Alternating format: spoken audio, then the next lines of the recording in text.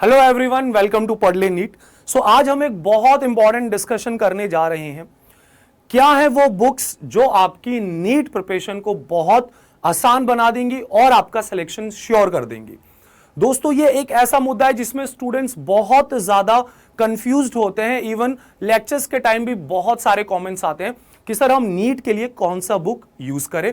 आज हम लोग स्पेसिफिकली बात करने वाले हैं फिजिक्स के। काफी सारे स्टूडेंट्स का डाउट होता है, इनफैक्ट उनको ऐसा लगता भी है कि अगर हम लोग इरोडो या एसएस क्रोटोफ जैसी बुक अगर यूज करेंगे तो हमारे लिए बहुत अच्छा होगा। दोस्तों, मैं आप लोगों को दिखा देता हूं इन दोनों बुक्स के बारे में। So this is Irodov and this is Krotov. दोनों बुक्स बहुत अच्छी हैं। दोनों बुक्स में अगर आप क्वेश्चंस देखेंगे तो कॉन्सेप्चुअल एडवांस्ड लेवल के क्वेश्चंस हैं। तो क्या हमें ये बुक्स करनी चाहिए? इनफैक्ट नीट वाले कुछ स्टूडेंट्स यूज भी करते हैं। तो इसका आंसर बहुत सिंपल है, आप लोगों को ये बुक्स बिल्कुल भी फॉलो नहीं करनी है। जो नीट एग्जामिनेशन का पैटर्न है दोस्तों, वो काफी ज्यादा डिफरेंट है और जो प्रॉब्लम्स इन बुक्स में दी हैं इरोडो एंड क्रोटोफ में, वो रिलेटेड है। अगर आप लोग एक इंटरनेशनल फिजिक्स ओलंपियाड की तैयारी करते हैं, इनफैक्ट अगर आप आईआईटी एडवांस की भी तैयारी करते हैं, तो भी इनके सारे क्वेश्चंस करने की जरूरत नहीं होती है, बहुत लिमिटेड। हम हालांकि अभी नीट पर अगर बात करें तो नीट के लिए ये दोनों बुक आपको बिल्कुल भी नहीं देखनी है। ये चीज अपने दिमाग में डाल लें। बहुत सारे बच्चों के मैसेजेस आते हैं कि सर हमें इरोडो के क्वेश्चंस करने चाहिए क्या, हमारी फिजिक्स बहुत स्ट्रांग हो जाएगी। तो बिल्कुल भी नहीं करनी चाहिए दोस्तों। नीट एग्जामिनेशन की क्वेश्चन पैटर्न बिल्कुल अलग है। तो नाउ द पॉइंट इज कि हम क्या बुक यूज करें। तो हम लोग पॉइंट वाइज डिस्कशन करेंगे। अगर हम लोग अपना थ्योरी स्ट्रांग करना चाहते हैं तो हमें थ्योरी के लिए कौन सा बुक यूज करना चाहिए। आप लोगों ने देख लिया कि मैंने एचसी वर्मा लिखा है दोस्तों, लेकिन ये आपका सेकेंडरी अप्रोच होना चाहिए। आपका जो फर्स्ट अप्रोच होना चाहिए that should be a good mentor. मेरा विश्वास कीजिए, फिजिक्स एक ऐसा सब्जेक्ट है जो कि आप खुद से अकेले से अगर बुक से पढ़ते हैं तो वहां पे आप नॉलेज गेन नहीं कर पाएंगे। आपको एक बहुत अच्छे टीचर की जरूरत है। वो शायद आपके कोचिंग्स में हो सकते हैं, स्कूल में हो सकते हैं, या फिर आप लोग यूट्यूब पर भी सर्च कर सकते हो। इनफैक्ट अगर आप लोगों को नीट 2024 के लिए तैयारी करनी है तो पढ़ ले नीट पर आपको बेस्ट कंटेंट मिलने वाला है। इनफैक्ट यहां पर आप लोगों को स्टडी मटेरियल भी मिलेगा एंड क्वेश्चन बैंक भी मिलने वाला है। आप सबसे पहले बेस्ट ये काम कीजिए कि आपको क्लास में समझ में आ जाए टीचर के थ्रू, तो बेस्ट है आप विजुअलाइज करने की कोशिश करें।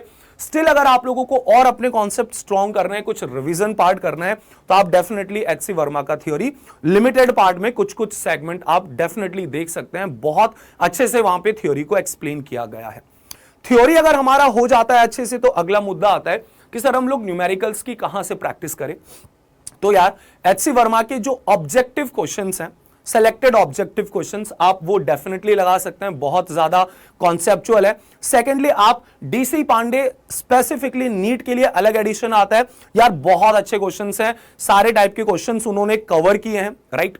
अच्छा, अब मैं ऐसा कुछ जानबूझ के इंटेंशनली नहीं बोल रहा हूं कि डीसी पांडे ही लो, और भी बहुत सारी बुक्स हैं जो बहुत अच्छा कंटेंट देती हैं, लेकिन मैंने आप लोगों को one of the best book बताई है, राइट। कुछ बच्चे 3-4 बुक्स ले लेते हैं, मल्टीपल बुक्स यूज करते हैं क्वेश्चन सॉल्व करने के लिए। तो ऐसा बिल्कुल भी मत करो दोस्तों।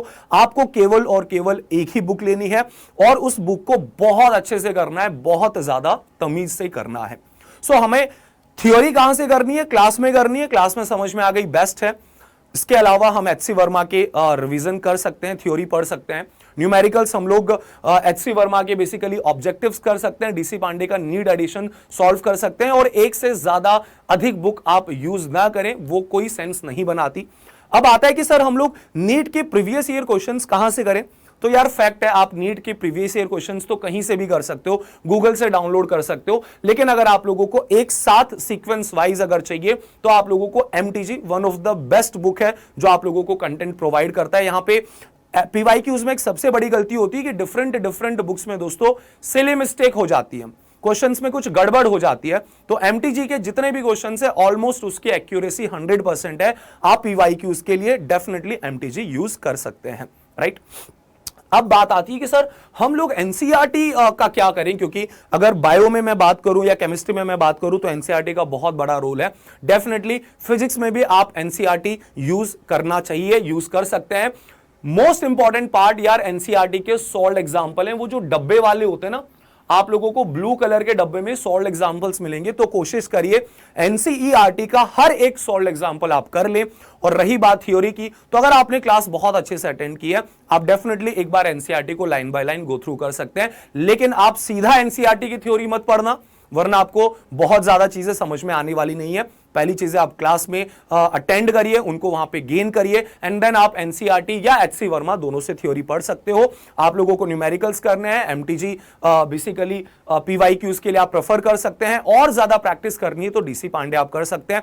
इरोडो, क्रोटोफ जैसी बुक आपको बिल्कुल भी यूज नहीं करनी है, ठीक है। सो दैट्स इट, ये आज का मेरा मैसेज था। और अगर अब तक चैनल आप लोगों ने सब्सक्राइब नहीं किया तो जल्दी से चैनल सब्सक्राइब कर दीजिए।